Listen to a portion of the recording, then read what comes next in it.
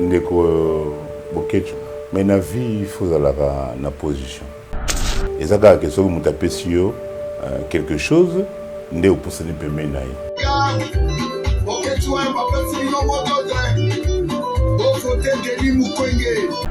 Le peuple a focalisé, a éparpillé.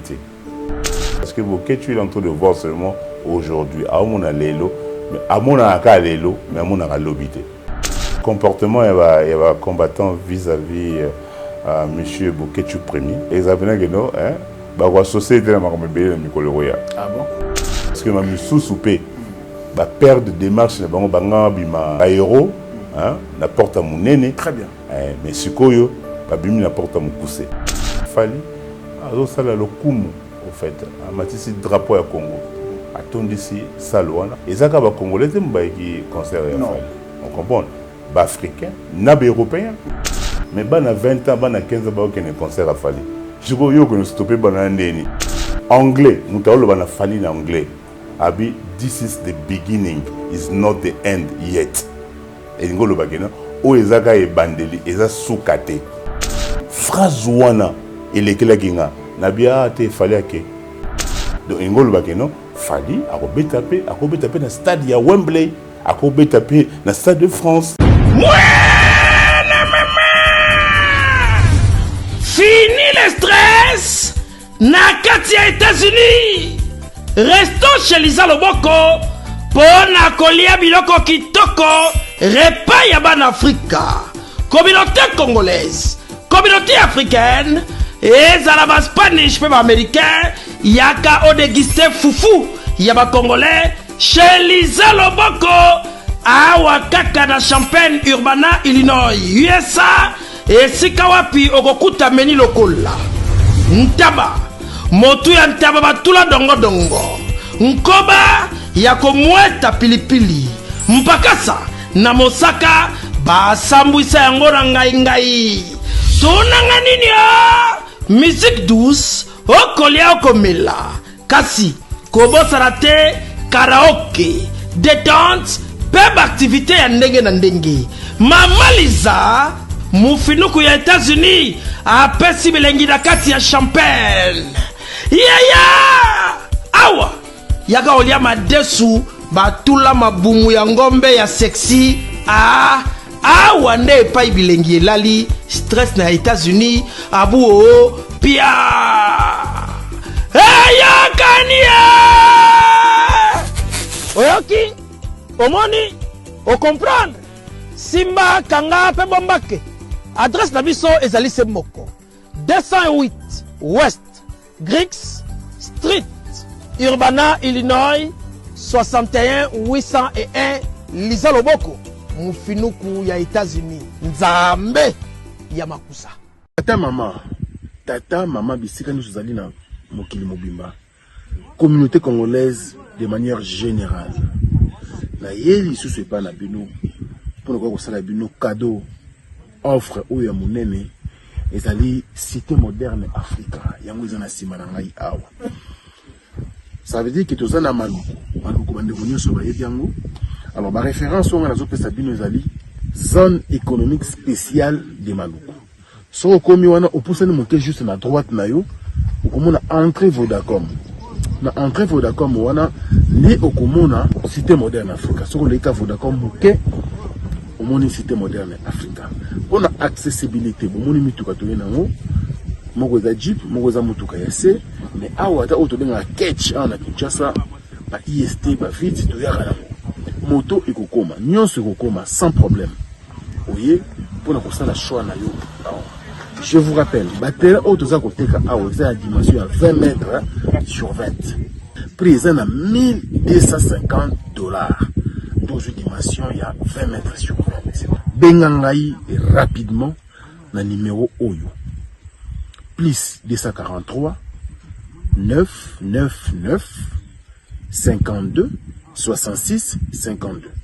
Mounoué! Qui a dit que Bandoule kozonga te chez Djonga? Chez Djonga 3, azongeli base na ye na Paris. Oyo, yesika bozalaki kolia komela pe koyoka ndule na niveau ya 2 fois te boye bake bilenge zongi na Paris na niveau ya kosakana te. Chez Djonga 3, awa chaque week-end bilenge zongi ya ndule à partir ya le 17 février 2023, ouverture officielle ya Bandoule Bokozwa. Chaque vendredi, Suzuki Luzubu, 4x4 grands chanteurs de mon pays à partir ya 20h jusqu'à l'aube. Pe samedi, Bokozwa CNN Alligator na baninga tout awa Bokosepe la jolie kitoko à partir ya 20h jusqu'à l'aube. Pe dimanche sombele suka bisanga Bokozwa Nokolias, Emile alias de Mingongo, la voix qui cloche et longo na wenge Poussana Tovanda en matinée live. Oyo ekobanda à partir à 18h tina minuit. Kasi tunanga inini kaka ceux qui aimaient la CDC mbala moko night club to boîte et fungwami à partir ya minuit ti ba 5h avec DJ Bobo. Oyo akosepelisa bino na Bandoule pe na ambiance ya kitoko. Malolo. Oui, frère, Babi Djonga. Futur.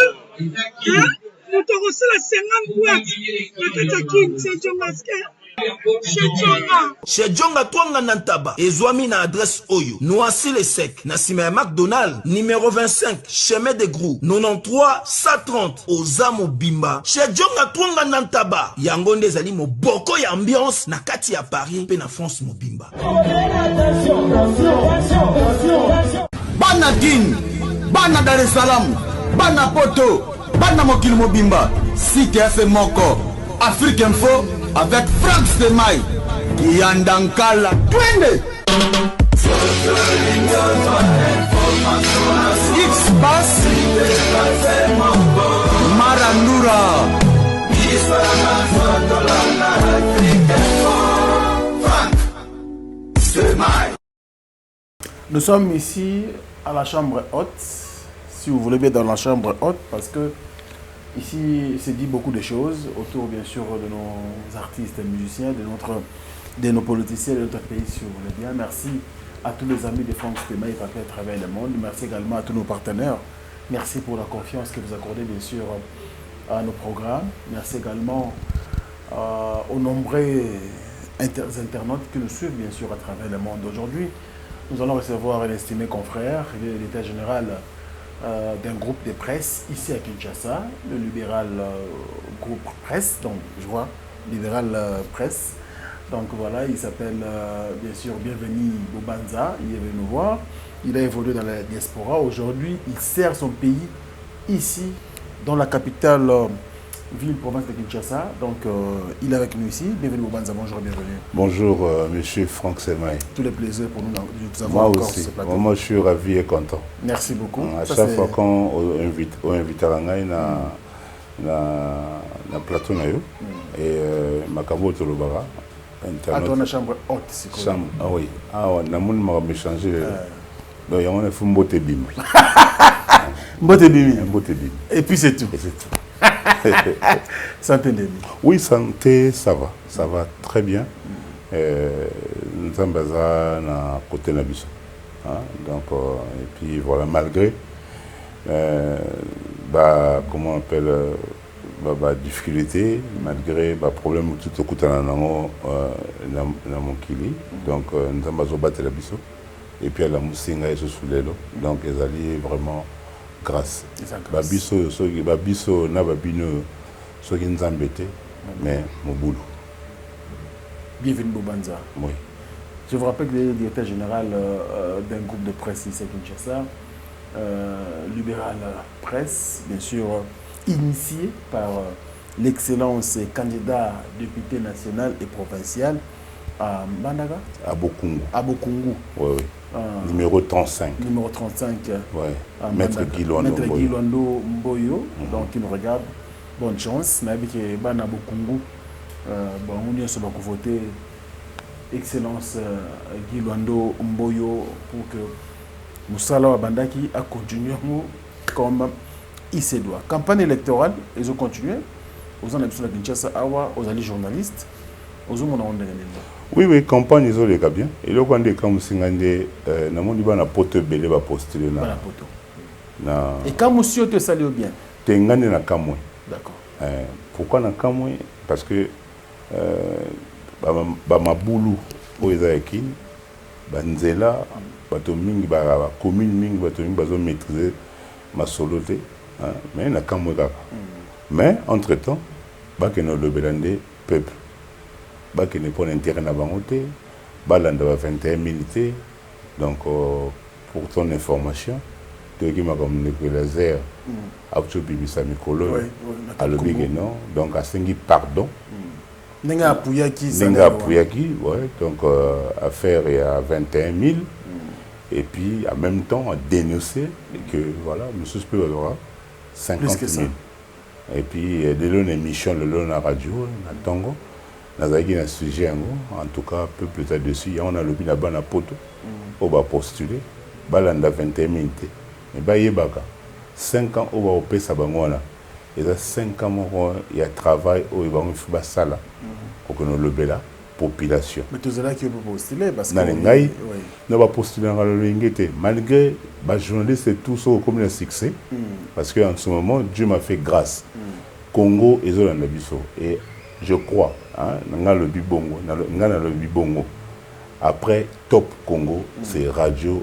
Libéral FM 89.4 bazolanda na Congo na minute ya ndenge mwa mukete mwa bodite ba benga yonde molobeli ya solo mais même si bango tango na ngai na nekokite parce que ça makambo c'est ça que nzambe faut permettre nanu na kokite na 16 ko 3 ans na kin donc ce que vous allez na ko postuler na 2028 donc et vous allez na ça le rôle 8 ans expérience ouais et puis bon ata na postuler mais na cause la conseiller il y a Franck Akil na cause la conseiller il y a ministre de l'État Guy Luandomboyo ce qui nous va permettre à Matale Soussou na cause de la peut conseiller pourquoi pas il y a président Fachi ezaka teka il faut qu'on a postulé ezaka te funa comme député parce que qui ne ba kena na ngombango na comprendre ma belé na ki donc bande qu'on a biso ba postuler ba ba na poto ba yebelo ni ba osala elo ni ba no loba. OK donc ba peut saper musala mingi. Mais pourquoi ils ont insisté kana ba na poto alors que ma c'est na monter na zo lo bande ko na parce que ils en a batu mususu na poto atikeli ko sala rien astangisi communauté té on comprend mais surtout qui na moni awa au comprendre candidat au comprendre a lobanine ils avaient na batu mususu ba kabul pe batu na diaspora mais surtout qui awa na moni candidat bon na poto astangisi té a fandi 30 ans 20 ans 5 ans na poto astangisi batu té mais ouais au sansale batu awa na lobby kaka na lobby na l'esprit moko ya malom passé kin eza mboka moko très compliqué naza une expérience makasi Franck Akil en tant que mon poto il faut bakende banzela nga na kei pour bako comprendre banzela ngo eza nini eza banzela nga na sali komanda Bwende Tibokungu na sali 19 heures de route na moni banzela ndenge za ya kobeba na moni makambo ebele donc coup de chapeau na ministre d'État Guy Luandomboyo na ndenge Alexinga banzela wana donc c'est un peu ça conseil on a kopesa bande kunanga ya diaspora ba postuler yangana ba postuler ka so maîtriser makambo ba postuler na le yengete et puis voilà. Alors merci, je pense que nous sommes avec monsieur Bienvenu Bobanza dans cette émission, cet échange un peu spécial. 26 candidats président la présidentielle. Parmi eux, bana pote bazali quand même parce que faut dire une chose que Yemoro Mokonzamboka président Fachi Mikoto Bengaï Fachi 20 Fachi 20 Fachi 20 il est pas allé diaspora est-ce que montre bandeko ba yé après balandi exemple na non Fachi un candidat numéro 20 candidat 20 azali diaspora mais afandi mingi na kini muti ko telemaria niyo seza na katuana bato mingi bazo comprendre que ba le ba Fachi tant on le diaspora il faut offendre na kini diaspora Fachi za ki teke non abane ko ya tout temps kini président on comprend alors va mingi nde a na kini eza bina diaspora na eza ba diaspora ndeza ba biso on comprend na ça dit 20 ans ou bien na ça dit 30 ans na fana na kini tene na fandi 3 ans c'est quoi on comprend. Ouais, on a maîtrisé ma communauté, mais le président Fachi a maîtrisé Kin et puis a yébi politique ya il y a Congo, et puis par rapport, il y a Papa Naï. On comprend? Moi, on noble, à Botaka noble. Il y a un Fati, à se maîtriser, mais pas diaspora. On a un Fati à diaspora. D'abord. Présence à la diaspora. Tu vas mélanger et mon macam. Alors, on va prendre la culture, maintenant mélangeant. Pourquoi? Parce que la culture, tu as vu qu'ils ont traversé un moment très difficile, côté culturel, bien sûr, parce que les musiciens, je dirais même Mingi, j'ai chance à remettre en politique parce qu'il y a un phénomène, notamment le phénomène combattant, résistant. Alors, il permettait qu'il quand même, les musiciens Belén, Fabregas, dans la période de Yamado, succès fou, mais moi, je suis en politique parce qu'il y a eu les phénomènes combattants, des plis de pomba, des grandes saletés, c'est belé. Mais aujourd'hui, les musiciens ont reproché ou reproché d'accompagner les politiciens en place, où ils ont peut-être occupé le peuple, le peuple. Mais aujourd'hui, on trouve parmi les combattants l'un d'eux, Bokechu Wayambo, le docteur Denis Mukwege. On analyser le phénomène. Tout le monde dit il s'est bimi, le docteur Denis Mukwege, numéro 15 dans la présidentielle, dans l'élection 2020, dans l'élection le 20 décembre 2023. Bon, mais tu sais, Ndeko Bokechu, parce qu'il est congolais comme moi, mais dans la vie, il faut aller dans la position.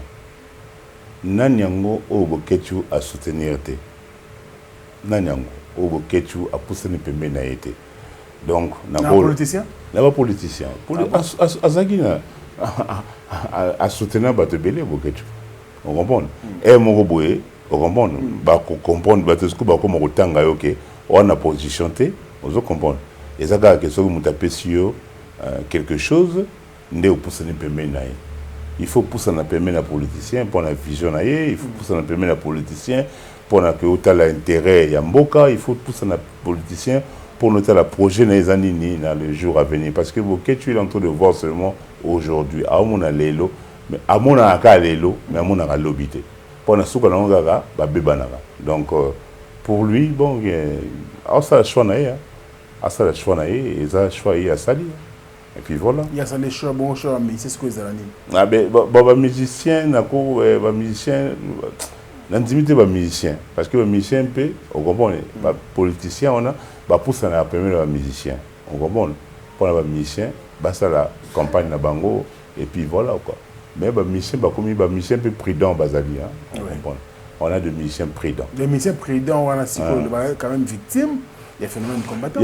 Effectivement. Et puis, en même temps, les musiciens sont victimes, il y a des politiciens. Parce qu'il y a d'autres musiciens où les politiciens sont victimes.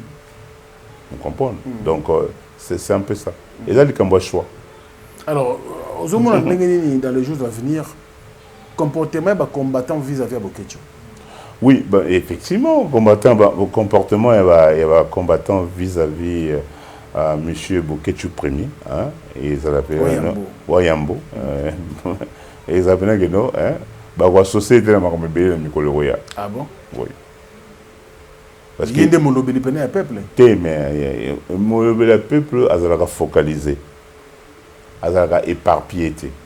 Dans ce lieu, monobélis à peuple. Azalaga focalisé, Azalaga éparpillé. Et bon, je vois notre frère, ou je peux dire grand frère, Naïbi Bokechu depuis la Kinshasa, à Eroya à Londres, Naïbi Naïbi Nazolo, Batumi Baïba Tessunga Nazaranani. Il y a un moment dans le Batumi qui nous a mouni en abinoté. Parce que, Nasa Moutou Moussousou, Nakachamaka Moussousou, Naïbi Moutuna Moutou, à Nenga Yaki Poto, Nenga Toyambagi, Nenga Tozalaginaï, Toyebani.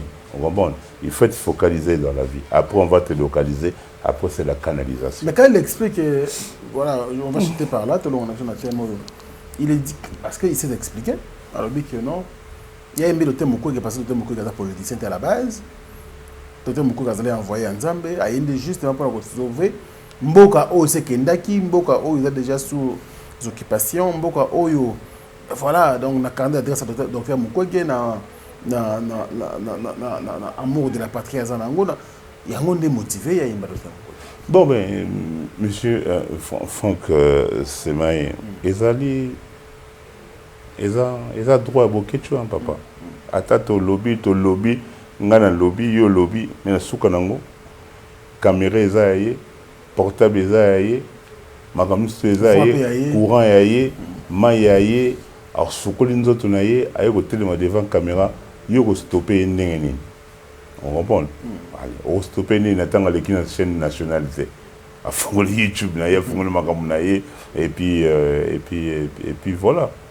Il n'a qu'à à ça là où monter mané et au tinde à ça là, on comprend. Mais loco on a na notre frère qui est beaucoup de premier, hein, ou bas combattant, bazar na vision, bazar na vision, bazar na focaliser, bah parce que même sous-soupé, bah perdre démarche na bango banga bima héros, hein, na porte à mon nene. Très bien. Mais sikoyo babimi na porte à mon coussé. Normalement na vie yo montu. Il faut porter les carreaux dans moulaï, que yo les cas porter les carreaux dans moulaï. Non, yo montu na vie, il faut porter les carreaux dans moulaï, que porter za la moukoussé. Yo les qui porte na moulaï, te porte ne fait les carreaux moulaï. Ata mouto moudi que mbatiaka toujours porte yenda kunaye et les qui est na moulaï. Jamais mbatiaka porte ya moukoussé angunzama. Na solo j'espère. Alors, je sais trop vite. Ah bon? On parle quand même du phénomène. Il y a des moments où tu... Yosa diaspora. Je pense qu'on a observé la communauté congolaise. Mingi. Nangambo ya diaspora, en Angleterre précisément. Bomona. C'est-à-dire, yo mona, na misuna yo.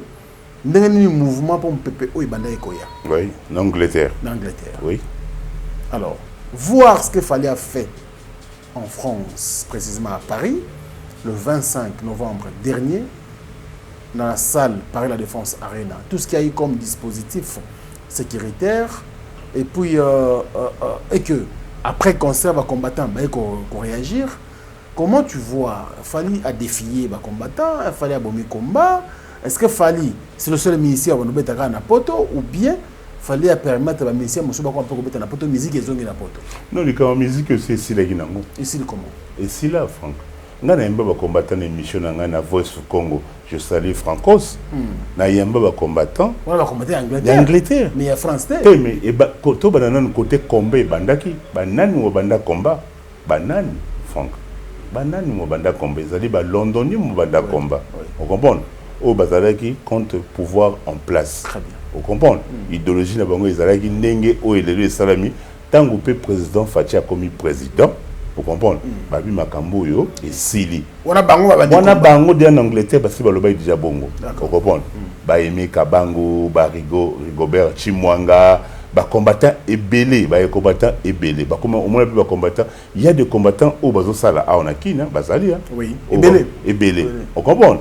Donc on a déjà des faits que et combat et si là qui en Angleterre n'est pas que makamona il refonde manabango après et puis voilà Franck et makambo ici bah le bagi en opé na be mission ezali so ba ke na Voice Congo et pas Francos ba comment nango ouais mais tu na Paris oui na décembre 2020 tant fallait bâti accord oui j'ai namona makambi salama au Gabon mais pourquoi Salami si côté 3 ans après pourquoi Salami si côté on comprend ah oui c'est ça on comprend et puis en même temps bateau ba betsaki fali ba tchembon na bango ba assurance ezaki na kati na obi ba niveau ba policier o nga na moni na ba émission et puis au niveau France 24 et le Béliango, M6 et le Béliango,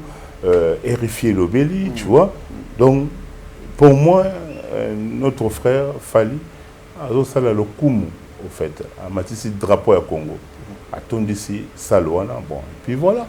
Et le baquet. Et ça, les Congolais, qui conservent Fali. On comprend. Les Africains, les Européens, qui conservent Fali. Tout le monde va miner les bandes robina. Et le baquet, non, Fali a mis un plus dans la musique en Boka. On comprend. Donc, et puis voilà. Il y a une question. La musique est sur la poto. to musique a fallu des ongi na poto. Musique ezongi na poto. De manière générale. Musique ezongi. Pour musique soki ezonga gité, fallait ngara betate. Soki musique ezonga gité. Mais si on a constant dispositif sécuritaire à modèle. Mais kasi il y a un problème de moyens. Il y a un problème de moyens et il y a un problème de networking. Il y a un problème de moyens, il y a un problème de networking, réseau. Au bateau bâti mbongo na bango pour la musique on est bêta. Parce que fallait va foutre caché na ye. Si par exemple va foutre fallait caché il y a comment on appelle il y a 500 000 euros. On comprend. Bateau va saler en pambaté. Bango pende bazana va bénéficier. On comprend. Ba take ticket. On comprend. Bateau va foutre va métro, bateau va foutre hôtel et économie à jour on a les sous-soya et sali. On comprend.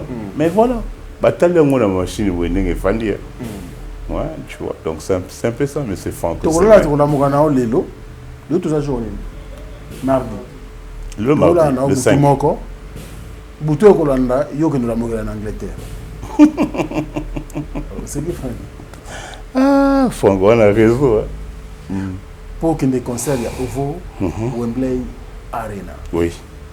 Aujourd'hui, on a concert en Dene parce que tu as eu plusieurs reprises. Yo annoncé ce concert on a avant que tu aies annoncé. Dès que nous avons le concert, on a parce que non mais tu soleil qui ango. Tu soleil qui ango nayo n'engtilelo tu es na chambre haute et il faut to beta ma solo. Oh chambre haute, to longo kuna to ya. To ya. Ti nazo solo makambo parce que naibi makambo ninga nazo loba. Et je salue encore Congo to Globo, Moko. Moko. Moi na wana za mystique. Nga nazali na confiance en Moko depuis kala parce que tu travailles na ngai yé na Patrick Mayangi. D'accord. On comprend na ndenge ya communauté. Mais Moko azana réseau na ye ya ba mindele, ya ba anglais alango et en même temps pour l'information ba bato ba Rolanda biso, on comprend azali. Donc, il y a manager na UK, vous comprenez? D'accord. Il y a Trust UK. Trust UK. Moko. Johnny Moko. D'accord. Donc, à un networking, il y a des mois qui étaient et à un unstoppable en ce moment. Bateau, vous avez une confiance à mon côté. Bah, comment comprendre que. Il y a des producteurs, il y a fallu na Wembley. Oui, c'est-à-dire, ils ont réseau. Tout un réseau. Oui. Mon cabet ici, il y a Levis. Mon cabet ici, Dajou. Mon cabet ici, Gims. On comprend. Abet ça va quand même. Il y a autour. On comprend. Il y a ça là-bas, ça la mine. Il y a ça là-bas, ça la mine.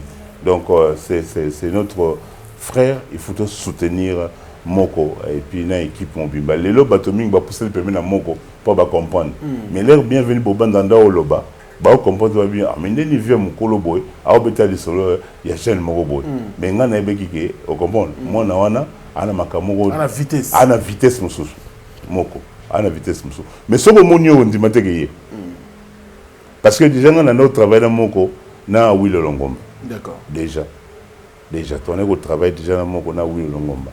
Donc à ça la vitesse au moins na jeune moko ba ta ne couper mais nous allons bénir, il a un peu et il a un réseau. Il a un peu et il a un réseau. Ouais, c'est un peu ça. Donc, concert à il nous reste quelques jours. Non, mais c'est vendredi. Le 8. Bah, tout le monde est à Kin Lelo. Le Biboka Moté, on comprend, bon, on est en Angleterre. Et puis, Funazonga, na libéral, pour continuer, Moussala Nanga, ou na Sala. Vous avez uniquement pour un concert. Pour un concert, il a fallu. Nakei uniquement pour la concert. Nous avons nini na concert. Nous avons le kumu, nous avons honneur, nous avons communauté oya biso ba congolais na Angleterre, ba manka qui fali. Et puis talana banana ngai, bananga biologique. Bananga. Donc Sydney Bobanza, Bradley Bobanza, Seneli Bobanza, ba okende concert. Et puis na ma nièce Prestilia Mido. On comprend? Bazo qui des concerts. Bah parents va permettre banana bango ba des concerts. Et puis génération yo eza génération mo to go stopper bango side. Biso to koli. Mais bana 20 ans bana 15 ans ba qui des concerts a fallu. Je go yo ko stopper banana ndeni. Abotem na poto, vous comprendre. A comprendre makambo na biso ba congolais yebi yangote. Aliana ngaba mbisi. Na ba restaurant belé. Na yena Mambo Galaxy. Na kuti poisson. Tala mbisi. mbisi pe ya mwana te aza minere te aza mukolo ndo bokoli yango familial botondi mbisi basangisa na crevette kaka ye mbisi basangisi ye na makemba basangisi na poivron basangisi na céleri basangisi na pomme de terre basangisi ye na munganza donc mbisi azwi vitamine baza lisusu na ngulu baza lisusu makayabu brochette oyo tobengi kamundele mayebo ndo biloko nyonso ya mboka pa galaxie mambo tozolia se mambo galaxie azosala mpa na bana mboka yango wana congolais mpona esika oyo kolela or ke bacongolais toyebani osali 6 mois bobundi na propriétaire tie mosape na liso mais galaxie mambo 8 ans quel restaurant eza mosika te. Au numéro 137, rue André Carman, à Aubervilliers, composez vite les 07 53 28 89 07. Galaxie Mambo, c'est du waouh. Bon, stoppé balané. Donc, Wembley, Wembley Arena, Ezali, confirmé. Concert, il a fallu pour pas Ezali. 12 500 places. Oui, un pays anglophone. Oui, oui. Ce n'est pas un pays français. Oui, effectivement. Francophone quand même. Francophone, effectivement, oui. La France. Oui, oui. Ils ont l'habitude facile qu'on a. Non, facile. Naïbsio, Tobeta Masolo Moussou samedi na Tongo le 9. Tobeta samedi, Makamoussou le 9 na Tongo et puis voilà. Et puis. Non, le bêta mité. Sur base de quoi vous pouvez savoir sur assurance nous sommes. Non, parce que nous avons compté quand nous sommes dans comment on appelle na Congolais. Pendant anglophone peut bazali, africaine peut bazakuna. Anglophone pas la musique a fallu. Bah aussi, bah ça. Et bon, tout le anglais. Tout le bani. Exactement comme tu y a vrai anglais. On comprend. Anglais a rien ngana nokeno a ko découvrir, on comprend hein. Fali ose fali poupa. Et puis jour wana et là o e bangisingai, pas bangisinga na ba na ko bangisinga ou bien na comprendre niveau o fali a comme nango anglais moko. Parce qu'on remettre Fali un nini ou ça qui est à 40 000 places. La salle Paris la Défense. Anglais, nous avons Fali en anglais. Abi, this is the beginning, is not the end yet. Et nous avons dit o ezaka e bandeli, eza soukate. Nga, en tant que anglophone, c'est-à-dire moutabi anglais, phrase wana elekela kinga. Nabia te Fali ake. Anglais mtaolo babungu babi o ezaka e bandeli eza soukate donc ingolo bakeno Fali akobeta pe na stade ya Wembley akobeta pe na stade de France donc di solo ango eza un peu bongo musicien pe o pe akoya na sima o linga beta basalo wana o comprendre toza na sima nae biso tozo landaka bateau bazo tombola drapeau ya Congo. Moi en tant que moi à Londres on a sali plus de 30 ans en Angleterre on comprend na vivre histoire on a il a fallu comprendre na auto na Wembley Arena tu vois na vivre ango ya ngo nazo se déplacer nazo longwa kin nazo kende Angleterre pour accompagner d'artistes ébélés. Oui bien sûr ébélés et oui depuis version la bisoto bika musique on la protocole ti tu évolue phénomène combattant et les autres en réalité mususu public. Il y a Londres. Et ça, quel genre de public? Public, il y a Londres et ça dit, dans le Basuko, Nakol Basuko est changé. Parce que moi, dans la génération Wenge. Parce que combat, tant que bandit, on a vivre concert, il y a Souka. Il y a Jibem Piana. Il y a Jibem Piana. Et Souka, quand on a concert à Jibem. Et Souka, quand on a concert à Jibem Piana, comment Banoko, Autosolo, Nabango, Bakotisi Biso, Esprit Nabiso Moko, Bana à Londres. Ngai tozaki ngai mukulu Zadio Zadio Congo jour ango tozaki jour ango moi j'adore zaki ko na moi mutuka moi munene de kolobo bosse ni kombo lango oui na vivre ango tozonga no hotel ngana mukulu oko bon mukulu beta mingite OK donc et où mais banende ka boye banoko ba changer non banoko ba côté cet esprit. Bah nous va côté cet esprit au bino bozoyembela ba président, au bino bosala kavana boye, bano bandeko bazokufa, bakoti soka esprit, bakoti esprit et puis voilà. Tu crois qu'on maîtriser bangote. Mais on comprend, c'est ça qui temps. Et alors temps aussi koyo, on comprend hein, il est qui. Tout ce qui peut temps. Oui. On comprend. Alors donc temps il est qui. Et puis la minute on m'a si. Le public a changé. Oh, le public a changé. Et puis au public il y a new generation. D'accord. Génération. Nouvelle génération. Oui, mais ça biso souté ba bienvenue Bobanza. OK, le beau gars de la semaine, on comprend. Bon. Na kende avant, na kende concert, on a vu que funa somba church, il funa somba aller Figaré, il funa na somba chemise à Eton, on comprend. To kangami biso ba ngwabi tendai, ba Yves Kombolo, ba Alex Nzumbu, on comprend. Biso belé ba Blaise Genda, ba Alfonso Tango. Génération Wenge. 10e bataillon. Télémi. Non, 10e bataillon en fait. Tant que bah oui, ils ont un jeune homme qui a la musique. Vous comprenez? Parce que tu pas un traumatisme, mais tu sais qui est en Angleterre. Vous comprenez? Na bana moko boya malamu. Donc 10e bataillon. Mais tu sais qui? Moi, ceux qui les lots qui n'a soutenir l'artiste parce que je suis journaliste et animateur télé. Donc, Yango a connu cœur. C'est un peu ça. Passion. Passion. Ils ont retenir. Yango, ils ont retenir. Yango, ils ont retenir. C'est tout. Et là, vous me soutenez. La génération OEE, la génération OEE. Ah, mais il y a un souci. Il y a un souci. Génération OEE. Il y a un souci. Il y a un poto. À Botamakite. Ce que moi, il fallait régner. Moi, on a Botami, à la musique, il fallait. On a des écouteurs, à Yokango. Dans internet, on comprend. À ce moment, ma musique a fallait aimer en français, fallait aimer en anglais, fallait aimer en lingala, on comprend. Il y a tout ça quoi. Génération musu c'est bimi. Oh, biso de go stopper ba monter franc, c'est mai.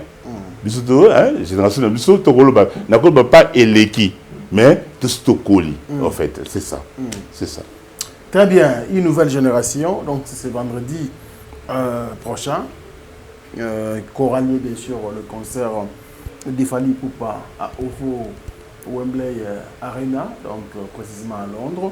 Je pense que dans l'Angleterre, tel que Bevin Moubanzaboui, arrive en anglais, donc un peu pour là, pour assister à un événement, le deuxième événement, parce qu'il y a une série de 3 concerts par la Défense Arena. 40 000 places et l'équipe, 12 500 places. Il y a des autres qui ont 15 000 ceux qui doivent finir. 15 000 ceux qui doivent finir. Donc, il peut y avoir des bordements. Non, mais d'ici, j'ai dit, non. Parce que normalement, selon va donner au Nazui et pas il y a Moko, c'est-à-dire, il est vraiment. Donc, éviter comment Moko a travaillé la banane. Donc, dans tout ça, métro. Il faut métro, place fan, dans la salle, dans Wembley, il y a quoi sécurité, Scotland hier, la FBI, Angleterre. Oui, et ça, il y a quoi pompiers, il y a quoi policiers, il y a quoi équipe Mobimba. Donc, c'est lui qui est en train d'organiser. Il y aura au moins plus de 60 personnes au Bazo, au Bango.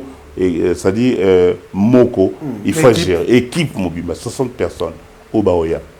60 personnes au Baou Talibanda, Baoya. Il faut gérer. Donc, 60 personnes. 60 personnes. Au Baoya, au Sani. Mais oui, n'a pas guest, c'est-à-dire invité. Un bon la paix dans un concert. Donc, plus de 60 personnes au Moko, il faut, au Baoya. Au Ya Koyamba. Donc, il faut prendre un concert, tu vois. Loger bango, on comprend, hôtel na bango, comment il les cas, tu vois. Donc vraiment concert on est au Leka et les cas très très très bien.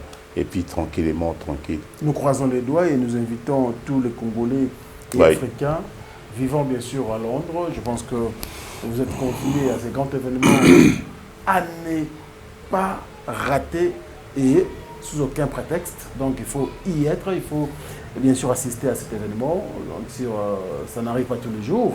Alors, une seule date à retenir à Londres, c'est le 8 décembre prochain. Donc, il faut aller assister l'artiste. J'invite mon grand frère José Moulumba, le Bogard de Birmingham, Mkonazo Mère, Beni Penda, Ninga Beta Ka, Wana Beta, beti pena beta avion beti no beta bokena bino malé betina Ovo Arena et puis oncle Papi Mourouza, le patron lui-même, hein. Donc on a dit que Moukolona Ozo Apina, donc c'est-à-dire que Arsenal Mobimba, il y a une société en Angleterre. Il y a Newcastle. Newcastle. Mali les Amakas comme Nord. Bah travailleurs tout. Ça c'est billet na bango, beti po ya beta sérieusement. Alors tellement le boko maman et puis aye ko tandule po fali po papi mutu na ya bandal. Donc bah il va continuer. En tout cas on a évité bande de tout Angleterre. Noël le quitte black dedans. Même yo ko zangate et puis na ko bozangate mutu na ngai allez rapidement les garçons tindikiti hein binotou donc bozala wana mukoro wana et ko sala bien Keno Mukena, le patron Keno Mukena, faut vous aller jouer un concert à Fali Poupa et vous savez bien. Désolé, bande côté Angleterre en tout cas, mais qui vous a mobilisé pour nous assister mon amboka Fali Poupa na concert na Yona, il y a le 8 décembre prochain. Yé Mogoya Zoya, la reine du micro également na bi vous a raté Bishkiala. Bishkiala et Sandrine Sama. Sandrine Sama. Ah, Sandrine Sama. Moi, madame. Oh non, Sandrine Sama. Oui. On va vous aller pour et puis vient à Zoyati. Pour encadrer. Pour vous aller Sandrine Sama. Awa, Bishkiala Koto, Yumuna Katikati. Oui. Oui. Ma comme ça bien. Ma le roi Mikolo na zolo ba Mikolo tout Kongo Kim ça signale la vitesse. Oh. Signal. Signal. Parce que ça n'a pas de comme ça, à qui me signale. Un fonctionnement. Alors on a parlé naïe ou bien à qui me signale. Il y a RTNC, hein, à qui me signale. Il y a comment on appelle Afrique Info. Signal Afrique Info. Ekimi. Donc qui me signale. Il y a Canal Plus. Mabé. Tambola signal. Au moins nous sommes au tambola boy. Signal Ekimi déjà. La soleil. Signal. Signal. Pour terminer avec la série des concerts, troisième concert dans les 16. Le 16 à Bruxelles, oui. Il fallait passer déjà qu'on a dans RTBF, je crois hier. Hier. Je salue Dekos Mkoko. Moi, en Zambie. Azala qui paye na fali. Donc, oui, Dekos Mkoko, on va passer à outil Londres. De l'autre, ça, mardi. Dimanche, Dekos Mkoko, ça y est à Londres. À qui la terrain, à qui solo la bateau, bandeko, comprendre la communauté, bayamba qui est très bien. Na mon maître Gunther, bayambié, en Angleterre. Donc après à Zongi, Bruxelles, allez, bakuta nous sommes fali et puis là maintenant à ça l'émission, des cas qui na RTBF voilà. Donc ma caméra c'est ça bien. Donc le 16 fallait au bêta à Bruxelles. Voilà. Ouais. Merci beaucoup. Nous croisons le doigt de mieux ce collègue Malam et surtout que Dieu est avec nous, il n'y a pas de souci. Un autre Congolais qui a fait aussi la fierté, c'est Inosbi. Inosbi, voilà, ok. Na Madeleine. Madeleine, oui. Ça, le mot historique, il y a les gars, et ça l'inga très bien. Et puis, et rappelez ngaïVé Taboulay, la maman Bilabel. D'accord. Ça dit couple, vous comprenez. Inosbi avec sa femme. Rebo, qui est sa femme. Et voilà. Donc, ça l'inga très bien, et puis il y a des cas qui très bien, Baïmbi bien, hein, et puis spectacle Toko, et puis voilà quoi. Mais invité, viens voir le Longomba. Oui, on a pu des legends. Des legends. On a pu Ah oui, Longomba. Ah oui, Longomba. On a vraiment pu revenir à oui, Longomba. Je te salue parce que ma solo, tu vas dire na moko, ozoyeba. Tu connais ça, la publicité va montrer. La maison en anglais na centre-ville. Donc, Wilongomba. Big up and God bless you. You are the best. You are the best. Allez, merci beaucoup en tout cas à tous ceux-là qui nous suivent à travers le monde. Vous êtes tellement aidés. Olongomba, parlons également de lui parce que nous avons un album Made in Congo. Made in Congo. Ouais. Merci pour la dédicace. Oui. AFC Ngaï. Jour où la conférence, Naïba qui pétait au fait. Naïba qui était.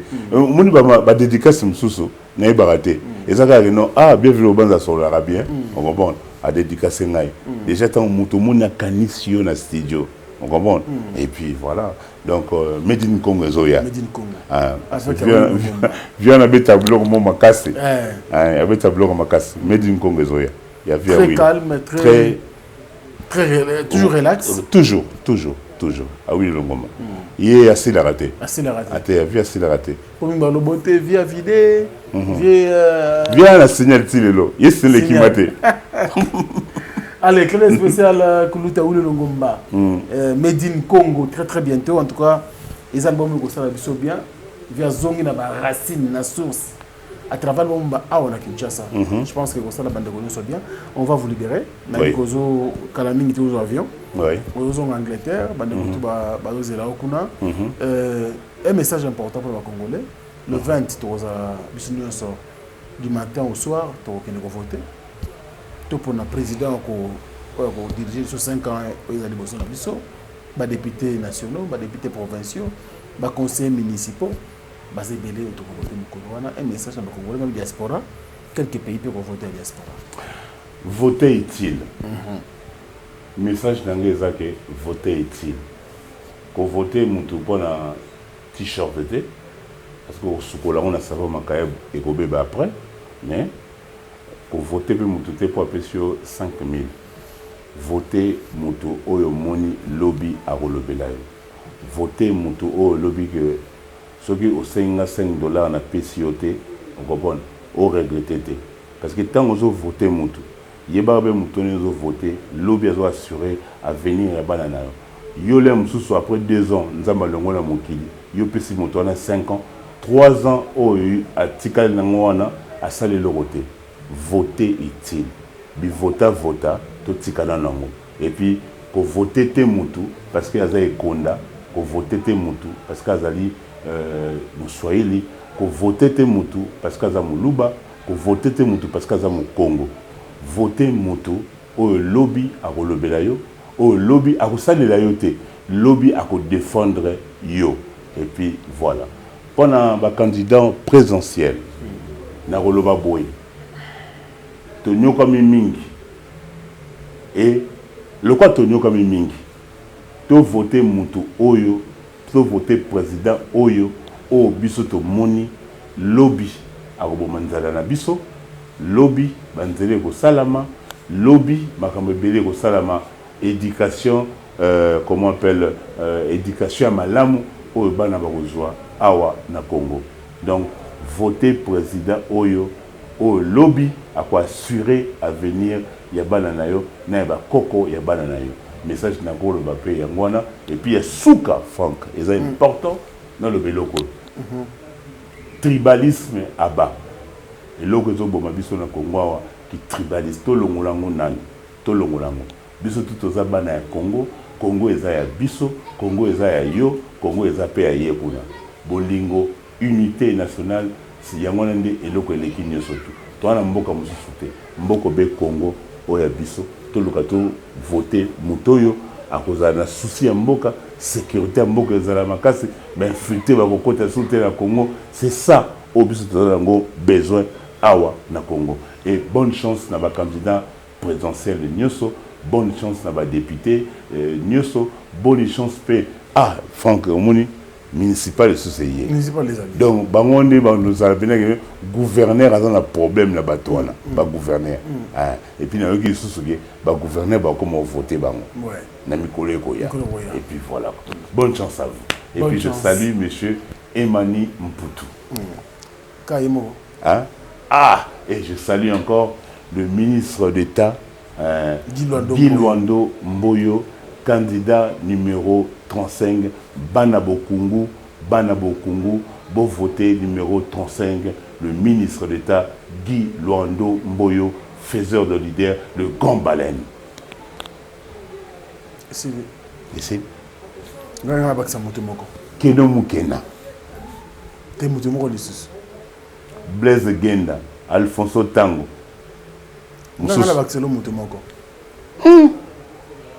Oye so bakselinga mutana kusirika babo banze ubusa nakinga na baksate bakisa Fiston Lukwebo Gombe lelo na lobby numéro 33 yé penda Fiston Lukwebo aza vrai a lobby boy bienvenue Bobanza. Naza na souci oyo ke Gombe pela, Gombe ngenga. Pour yemo kaza mona Gombe. Donc Gombe alelo, Gombe à lobby, numéro 33. Vraiment beau voter Fiston Lukwebo, hein? Donc il y a ça vrai. Maintenant baksa boy pour tout ça. Gombe tout moni bato ya moi pembe baleki moi mingi. Ils ont un message moko xénophobe mais c'est normal, il faut me conduire moko ya congolais. Aïe bakozong ça ba droit na ba congolais, ça veut dire que congolais nan avant tout. Après bandeko bayaka osunga biso pe bayana na deuxième à second lieu. Fiston Lukwebo Musengo est capable ya kotonga Gombe, ya kobongisa Gombe, ya kozongisa Gombe ndenge zalaka kala ezonga kalina. Ni tondo ba solo ya soso na Gombe. Kana Gombe ba solo ba soso bien. Ya ba soso bien, ba soso. Otamaruka makolo na Gombe. Ma Gombe, o sa ba sapa na Gombe. Ozoka bien. Mais Gombe le ko mabulu moi trop. Mabulu ba flaque d'eau, non, c'est pas bon. Ba flaque d'eau na Gombe ko salate. Courant na Gombe ko katana. Fiston Lukwebo capable. Faisons-le confiance. Ça veut dire que bana Gombe le 20 décembre 33. Ils ont Jérémie 33 3. So benyango ya ko benginzali. So vous êtes 33 ya ko sauver Gombe. Merci à vous. Merci à vous. Merci beaucoup. Ouais. C'est le DG. Oui. On est ensemble. Merci pour la disponibilité. Et moi, que normalement, il fallait aux Anabiso à Londres. À Londres, normalement. Normalement. Après, on oui. Mais. Tu as le candidat Yele, va faire oui. Oui. Mais après, on a bande de belé va postuler. Alors, tout ce qui est bon, il faut qu'on s'en amusala. On soutient de loin. Parce qu'il fallait, c'est notre frère. Togo Tikaïti. Ok. Voilà. Merci beaucoup. Mais vous avez un peu ça, mon beauté. Keno Mokena. Vous avez un peu ça. Bon, Fiston coloqué. Fiston coloqué. Zapatero. Ah oui.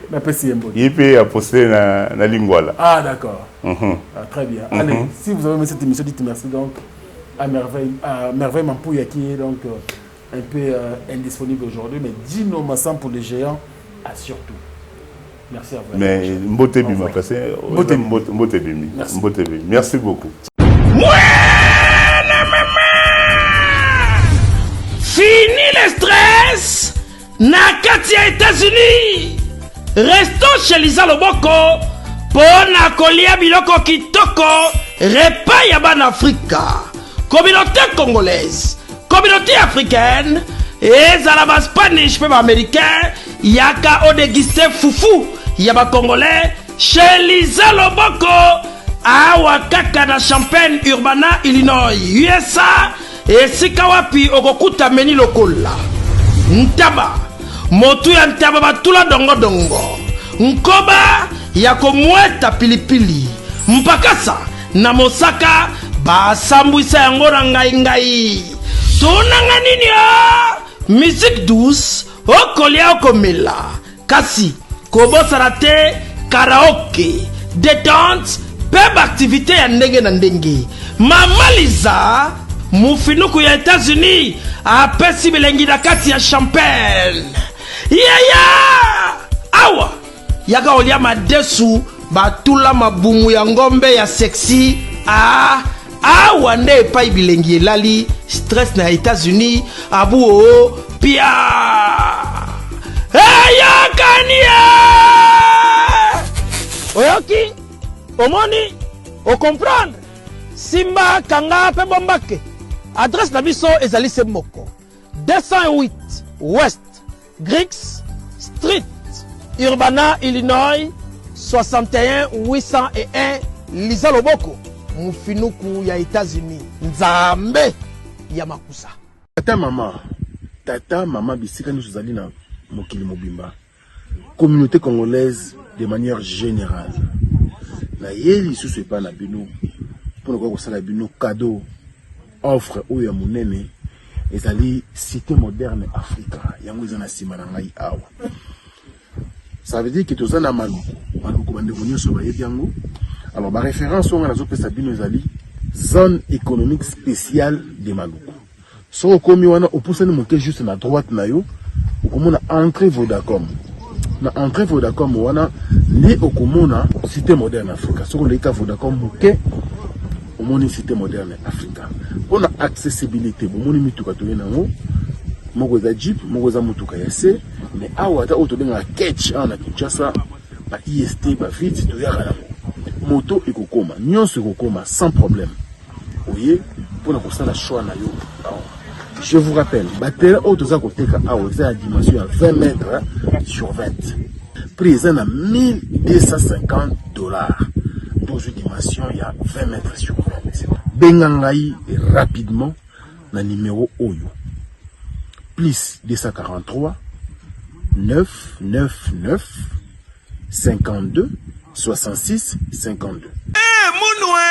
Qui a dit que Bandoule Kozonga te chez Djonga? Chez Djonga 3, à Zongeli, base naye, na Paris, Oyo, Yesika Bozalaki Kolia, Komelape Koyoka Ndoule na niveau ya 2 fois te, Boyebake, Bilenge Zongi na Paris na niveau ya Kosakana te. Chez Djonga 3, Awa, chaque week-end, Bilenge Zongi ya Ndoule, à partir ya le 17 février 2023, ouverture officielle, ya Bandoule, Bokozwa, chaque vendredi, Suzuki Luzubu, 4x4 grands chanteurs de mon pays, à partir il y a 20h jusqu'à l'aube. Pe samedi, Bokozwa CNN Alligator, Nabaninga tout, awa, Bokosepe la jolie kitoko. À partir il y a 20h jusqu'à l'aube. Pe dimanche, Sombele Soukabisanga, Bokozwa Nokolias, Emeli alias de Mingongo, la voix qui cloche, et Longona Wenge, Poussana Tovanda, en matinée live, Oyo Ekobanda, à partir à 18h, Tina minuit. Kasi, Tunanga Inini, Kaka ceux qui aimaient la CDC, Mbalamoko Night Club, to boîte et Fungwami, à partir il y a minuit. Ti ba 5h avec DJ Bobo. Oyo akosepeli sabino na bandule pe na ambiance ya kitoko. Malolo.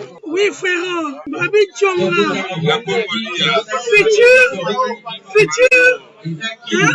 Nous te reçons la 50 boîtes. La Katakin, c'est Djongaske. Chez Djonga Twanga Nantaba, Ezwami na adresse Oyo, Noisy le Sec, Nassime McDonald, numéro 25, chemin de Grou, 93 130, Ozamo Bimba. Chez Djonga Twanga Nantaba, Yangonde Zali mo boko ya ambiance, na kati ya Paris, pe na France mo Bimba. Bana Guine, Bana Dar es Salaam, Bana Poto, Bana Mokili Mobimba, Cité FM Moko, Afrique Info, avec Frank Stemai, Yandankala, Twende! X-Bass,